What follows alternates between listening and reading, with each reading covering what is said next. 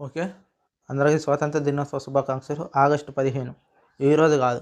1947 August 15 అంటే వాళ్ళకి తెలుసు ఈ స్వతంత్రం రావడానికి ఎంత కష్టపడ్డారో.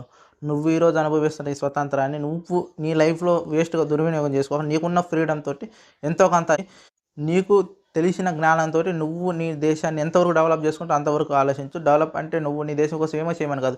నువ్వు ఎదిగినవనుకో ఆటోమేటిక్‌గా నీ దేశం ఎదిగిపోద్ది. ఎలాగంటే ఇప్పుడు నువ్వు సపోజ్ ఈరోజు నువ్వు 20,000 సంపాదిస్తున్నావు. రేపు రూ. 1,00,000 సంపాదిస్తున్నావు. నువ్వు సంపాదించే ప్రతి రూపాయిని నీ గవర్నమెంట్‌కి నువ్వు టాక్స్ కడతావు.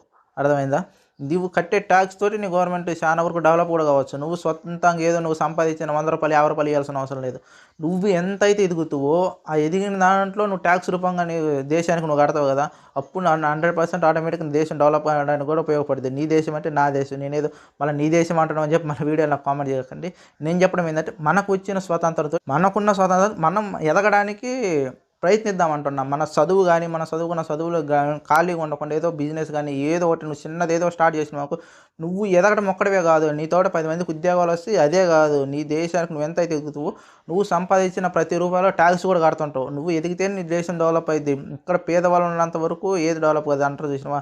నిరుద్యోగులు నాకు ఉద్యోగం రాలేదనేది కాదు. నీ టాలెంట్ నీకు ఏదో ఒకటి ఉంటదబ్బా! నీకు ఉన్న ఈరోజు వచ్చిన స్వతంత్రం నీకున్న ఫ్రీడమ్ తోటి నువ్వేదైనా చేయగలుగుతావు. అర్థమైందా? నిన్నెవ్వడు ఆపడానికి ఏం లేదు. నీకాడ రూ. 10 నువ్వేదైనా చేసుకోవచ్చు. అట్లనే నేను చెప్తాను. ఈరోజు నీకున్న ఈ స్వతంత్రతోటి నువ్వు ఎదగడానికి ఎంతవరకు ఎఫర్ట్ పెడతావు అంతవరకు ఎఫర్ట్ పెడితే ఆటోమేటిక్‌గా నీ దేశం కూడా డెవలప్ అయిపోద్ది.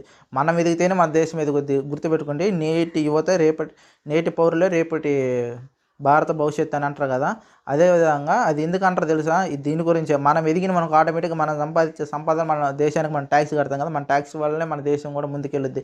అదంటే మనం కట్టే ఉట్టి టాక్స్ ఏనంటే అవును మరి ప్రతి ఒక్కడు డెవలప్ అయినాక మనం ఎంత టాక్స్‌లు కడతామో తెలుసు కదా! ఇప్పుడు అంబానీలు ఉండరు. కోట్ల టాక్స్ కడతారు. మనం కూడా వాళ్ళంత కాకపోయినా ఎంతో కొంత మనం ఎదుగుతాం కదా! ప్రతి ఒక్కడు ఖాళీగా తినటం కాదు, పథకాల కోసం ఎదురు చూడటం కాదు. నువ్వు నీ లైఫ్‌లో నువ్వు ఎంత ఎదగాలనుకుంటావో అంతవరకు ఎదుగు. ఆటోమేటిక్‌గా నీ దేశం కూడా నీతో పాటు ఎదుగుతూనే ఉంటది. సరేనా? అందరికి మళ్ళీ మరొకసారి స్వాతంత్ర దినోత్సవ శుభాకాంక్షలు చెప్పుకుంటూ